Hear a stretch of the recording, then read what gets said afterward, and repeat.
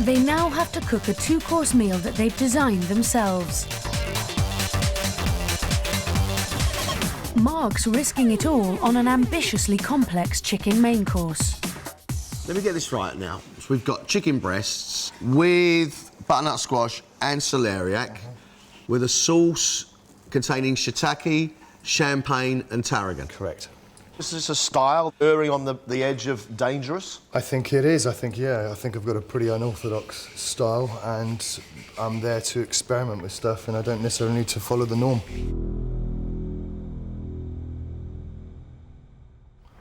The predominant flavour is a dipping sauce, which actually is really pleasant with the fish. I understand why you've done it, because it's a good way of seasoning things. I don't think it's a dish you would write letters home about, but it's a competent dish, it's a good-looking dish, and it's a tasty dish. It's just not very pretty. I would love a bit of sugar in it. And for me to say that, that's quite extraordinary. I don't usually eat very much sugar at all. Now, I haven't tasted it yet. John went, that's sharp, it needs sugar. It's obvious why. To leave a cooking apple like a Bramley this whole, it's going to be really sharp.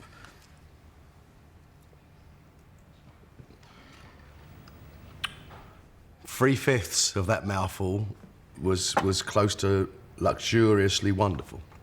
And then I finished off with a really sharp apple, which made me go...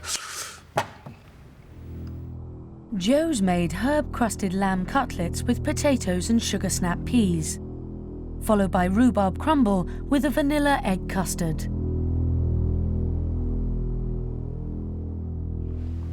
The lamb and its herb crust is lacking flavour. You've got to pack some herbs in there, you've got to pack some flavour into that. Must try harder, I think, would look on your school report.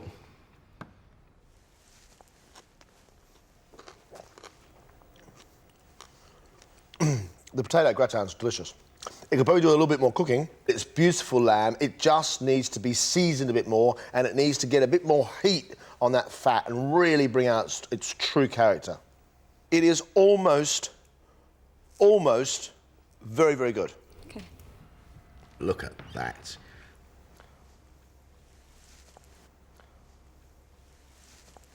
The difficulty with just doing straight rhubarb is that you end up with lots and lots of liquid, and that can make your crumble non-crumbly. You can see it, can't you, becoming a bit of a lump. Regardless of whether you had done a great crumble or a terrible crumble, I got to applaud you for making fantastic custard.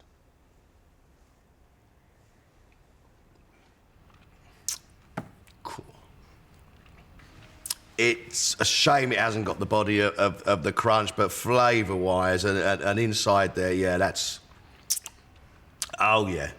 Yeah, I think any Englishman saying no to a rhubarb crumble like that should have his citizenship revoked. Mark's created Filo-wrapped goat's cheese with plum sauce, and a main of chicken with celeriac, butternut squash, leek and courgette linguine, and a shiitake mushroom champagne and tarragon sauce. That's a lot of goat's cheese, Mark. Yeah. Wow. I mean, that's... gee whiz.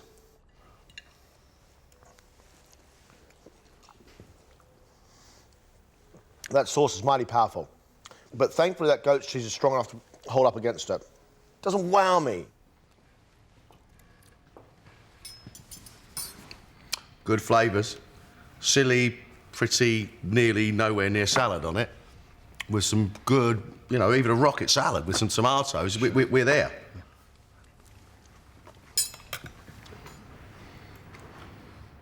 Tarragon chicken, champagne sauce, fantastic idea.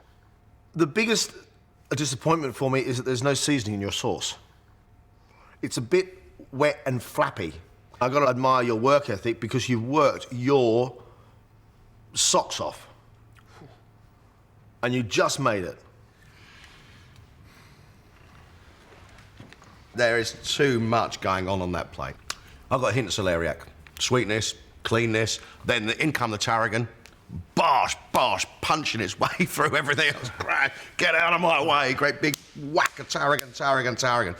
Learn when to leave alone, and I am willing to bet you are going to be a great cook.